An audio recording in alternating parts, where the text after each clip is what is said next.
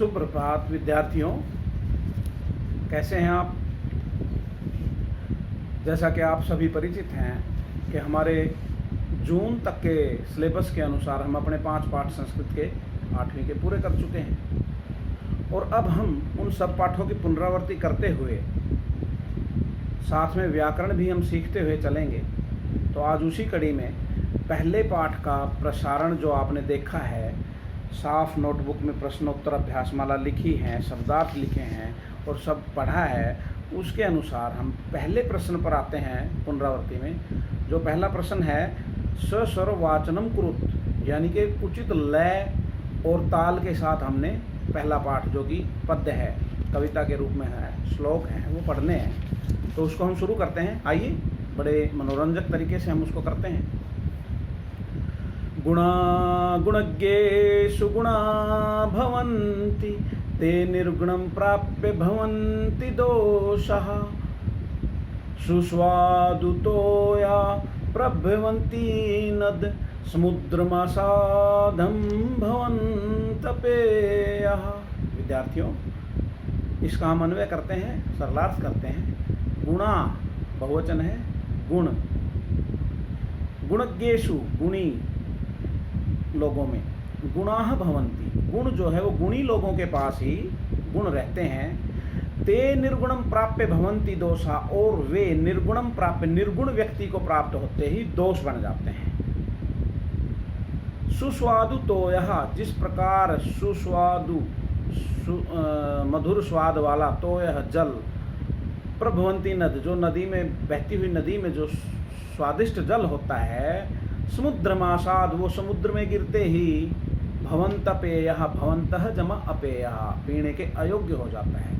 तो कहने का तात्पर्य यह है कि जिस प्रकार नदी का मीठा सुस्वाद मधुर जल समुद्र में गिरते ही, उसके साथ खारे पानी के साथ मिलते ही पीने के अयोग्य हो जाता है, उसी प्रकार गुण केवल गुणी लोगों में ही गुण रहते हैं, वो निर्गुण को मिलते ही वो दोष बन जाते हैं। तो हमें ऐसे निर्गुण व्यक्तियों से दूर रहना चाहिए। दूसरा श्लोक देखिए। साहित्य संगीत कला विहीन, साक्षात पशु पुच्छ विषाण विहीन, तणम न खादन्नपि जीवमान, तद्भाग ध्येयम परम पशु नाम। कहने का तात्पर्य है कि साहित्य संगीत कला विहीन, जिस व्यक्ति में, संस्कृति कहती है कि जिस व्यक्ति में कोई साहित्य, लिटरेचर, संगीत और किसी भी कला का कोई समावेश नहीं है, इन सबसे विहीन व्यक्ति है, जो ये इनमें से एक भी गुण उसमें नहीं है, तो वह व्यक्ति साक्षात बिना सींग और पूंछ वाला पशु है। तृण न खादनपि मूल जीवमान है, घास न खाते हुए भी वह जीवित है। तद्भाग ध्येयम परम पशु नाम है, वह घास नहीं खाता है फिर भी वह पशु के समान है। तो अगर हमें पशु के समान बनने से बचना है बच्चों, तो हमें इनमें से कोई ना कोई कला अपने अंदर विकसित करनी होगी, कोई ना कोई कला हमें अपने अंदर आत्मसात करनी होगी, हमें अपने को पशु से अलग दिखाना होगा। इसलिए हमारे अंदर कोई ना कोई कला समाई होनी चाहिए। पशुत्व से बचने के लिए हमें कला का प्रेमी और कला का धारण करने वाला बनना चाहिए। अगला देखिए। लुब्धस्य नश्यति यशः पिशुनस्य मैत्री, नष्ट क्रियस्य कुलमर्थ परस्य धर्म है, विद्या फलम व्यसनिनः कृपणस्य सौख्यम, राज्यम परमत्त सचिवस्य नराधिपस्य। कहने का तात्पर्य यह है कि लुब्धस्य नश्यति यशः, लोभी का यश नष्ट हो जाता है, पिशुनस्य मैत्री, और कंजूस की मित्रता खत्म हो जाती है। कंजूस मित्र को लोग पसंद नहीं करते, उससे दूर होते चले जाते हैं। नष्ट क्रियस्य कुलमर्थ परस्य धर्म है, और जो किसी के मतलब अपने स्वार्थ के अंदर निकम्मा जो व्यक्ति होता है, स्वार्थ के अधीन बुरी लतों का जो है आदि हो जाता है, उसका कुल नष्ट हो जाता है। राज्यम प्रमत्त सचिवस्य नराधिपस्य, और जो अपनी किसी भी कमजोरी के कारण भोग विलास में लीन रहने वाले सचिव यानी राजा का राज नष्ट हो जाता है। तो इस प्रकार हमें इन चीज़ों से बचकर रहना चाहिए। लोभी की कीर्ति, चुगलखोर की मित्रता, निकम्मे का कुल और स्वार्थी का धर्म और बुरी लतों वाले शासक का शासन नष्ट हो जाता है।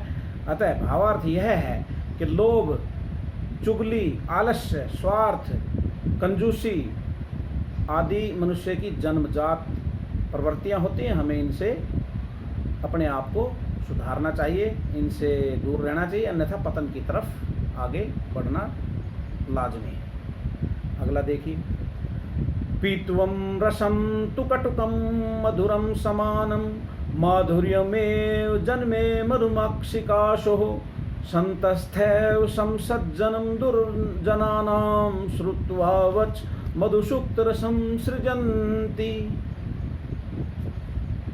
सज्जनों की वाणी हर परिस्थिति में मधुरता का ही संचार करती है। यही इस श्लोक में बताया गया है। कहा गया है कि पीत्वा रसम कटुकम मधुरम समानम, जिस प्रकार मधुमक्खी कड़वे रस को पीकर भी मधुरता यानी शहद ही उत्पन्न करती है, ठीक उसी प्रकार संतस्थैव सम सज्जन दुर्जना नाम, उसी प्रकार सज्जन व्यक्ति, अच्छा व्यक्ति कड़वे शब्दों को या बुरे व्यवहार के पश्चात भी अच्छा व्यवहार और मधुर शब्द ही पैदा करता है। उसी तरह से हमें भी अगर कोई हमारे साथ दुष्टता का व्यवहार करता है, बुरा व्यवहार करता है, तो हमें उसके साथ वैसा व्यवहार नहीं करना चाहिए। मधुमक्खी की तरह हमें, जैसे मधुमक्खी कड़वा रस पीकर भी अच्छा मीठा मधुर शहद पैदा करती है, हमें भी उसी तरह उस व्यक्ति के साथ मधुर व्यवहार करना चाहिए। यही मनीषी होने की निशानी है, यही मानव होने की निशानी है। अगला देखिए, महतां प्रकृति सैवर्धितानां पररैरपि न जहाति निज भावं संख्या शूलाकृतिर्यथा। तात्पर्य यह है कि महतां प्रकृति सैवर्धितानां पररैपि, दूसरों के साथ प्रशंसित अथवा बढ़ाए जाने पर भी महापुरुषों का स्वभाव उसी तरह से नहीं बदलता है जिस प्रकार संख्याओं में नोक का आकार उल्टा ही रहता है और अपने आकार को धारण करने के लिए वह कभी भी नहीं बदलता है। तो ठीक उसी प्रकार दूसरों के द्वारा प्रशंसित अथवा बढ़ाए जाने पर भी महापुरुषों का स्वभाव नहीं बदलता। चाहे कोई कितनी ही बढ़ाई करता रहे, जो महापुरुष व्यक्ति होता है वो किसी के दूसरे के चढ़ावे में नहीं आता और अपने मूल स्वभाव को धारण किए रहता है। अगला देखिए, स्त्रियां रोचमानायां सर्वं तद रोचते कुलम तस्यां तव रोचमानायां सर्वमेव न रोचते। अर्थात स्त्रियां, स्त्रियों के, रोचमानायाम अच्छी लगने पर, रोचते अच्छा लगता है, तव रोचमानायाम तू, तव माने तू, अरोचमानायाम तो तव रोचमानायाम का अर्थ है तो तू जमा अरोचमानायाम अच्छी न लगने पर, सर्वमेव सर्वम एव सारा ही, यानी कि स्त्री के अच्छा लगने पर स्त्रियाम रोचमानायाम सर्वम तदम रोचते कुलम, पूरा कुल अच्छा लगता है। यदि कोई स्त्री अच्छी है, अच्छे स्वभाव वाली है, अच्छे संस्कारों वाली है, तो पूरा कुल ही, पूरा परिवार ही उसी का अनुसरण करके उस जैसा बनता है। तस्याम तव रोचमानायाम सर्वमेव न रोचते, और अच्छे, उसके अच्छे न लगने पर सारा ही, पूरा परिवार ही अच्छा नहीं लगता, शोभायमान नहीं होता। इसलिए भावार्थ यह है कि मधुर भाषिणी, सत्य चरित्र वाली स्त्री जिस परिवार में रहती है वह परिवार निरंतर उन्नति करता है। इसके विपरीत दुष्ट स्वभाव वाली स्त्री जिस परिवार में रहती है उस परिवार का नाश निश्चित होता है। अतः हमें अपनी बेटियों में अच्छे संस्कार पैदा करने चाहिए। धन्यवाद। जय हिंद, जय भारत।